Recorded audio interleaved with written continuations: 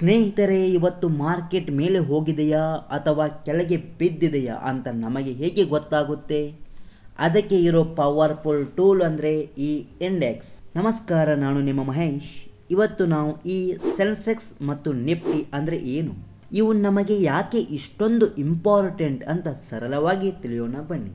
ಒಂದು ಉದಾಹರಣೆ ತಗೊಳ್ಳಿ. ಅಡುಗೆ ಮನೆಯಲ್ಲಿ ಅನ್ನ ಬೆಂದಿದೆಯಾ ಅಂತ ನೋಡೋಕ್ಕೆ ನಾವು ಪಾತ್ರೆಯಲ್ಲಿರೋ ಪ್ರತಿಯೊಂದು ಅಕ್ಕಿ ಕಾಳನ್ನು ಚೆಕ್ ಮಾಡಲ್ಲ ಅಲ್ವಾ? ಕೇವಲ ಒಂದೆರಡು ಅಗಲನ್ನು ನೋಡ್ತೀವಿ.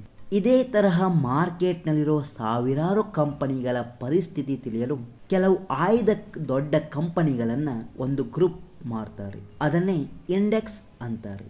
ಉದಾಹರಣೆಗೆ ನಿಫ್ಟಿ 50 ಅಂದರೆ ಭಾರತದ 50 ಪ್ರಮುಖ ಕಂಪನಿಗಳ ಒಂದು ಗ್ರೂಪ್.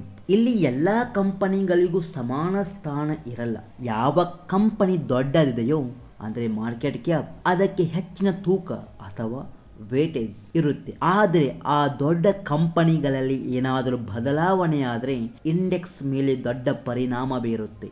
ನಮ್ಮ ದೇಶದಲ್ಲಿ ಎನ್ಎಸ್ಸಿನ ನಿಫ್ಟಿ 50, ಬಿಎಸ್ಸಿನ ಸೆನ್ಸೆಕ್ಸ್ ಪ್ರಮುಖವಾದವುಗಳು. ಅಷ್ಟೇ ಅಲ್ಲದೆ ಬ್ಯಾಂಕಿಂಗ್, ಐಟಿ, ಫಾರ್ಮಾದಂತಹ ಸೆಕ್ಟರ್ಗಳನ್ನು ಟ್ರ್ಯಾಕ್ ಮಾಡೋಕೆ ಸೆಕ್ಟರ್ ಇಂಡೆಕ್ಸ್ ಕೂಡ ಇರುತ್ತವೆ. ಸ್ನೇಹಿತರೆ, ಈ ಲಿಸ್ಟ್ ಯಾವತ್ತೂ ಒಂದೇ ತರಹ ಇರಲ್ಲ.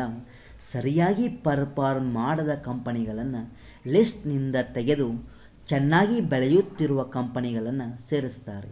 ಇದು ಸದಾ ಅಪ್ಡೇಟ್ ಆಗ್ತಾ ಇರುತ್ತೆ. ಇದು ನಮಗೆ ಯಾಕೆ ಬೇಕು? ಮೊದಲನೆಯದಾಗಿ ಇದು ಮಾರ್ಕೆಟ್ನ ಮೂಡ್ ಅಥವಾ ಮಾರ್ಕೆಟ್ ಸೆಂಟಿಮೆಂಟ್ ತಿಳಿಸುತ್ತೆ. ಎರಡನೆಯದಾಗಿ ನಮ್ಮ ಇನ್ವೆಸ್ಟ್ಮೆಂಟ್ ಮ್ಯೂಚುವಲ್ ಫಂಡ್ಗಳಿಗಿಂತ ಚೆನ್ನಾಗಿ ರಿಟರ್ನ್ ಕೊಡ್ತಿದೆಯಾ ಅಂತ ಕಂಪೇರ್ ಮಾಡೋಕೆ ಇದು ಬೆಂಚ್ ಮಾರ್ಕ್ ಆಗುತ್ತೆ.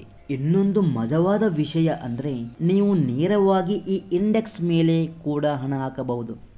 ಇದನ್ನೇ ಇಂಡೆಕ್ಸ್ ಫಂಡ್ ಅಥವಾ ಇಂಡೆಕ್ಸ್ ಫ್ಯೂಚರ್ ಅಂತಾರೆ. ಆದರೆ ನೀವು ಆ ಇಂಡೆಕ್ಸ್ನಲ್ಲಿರೋ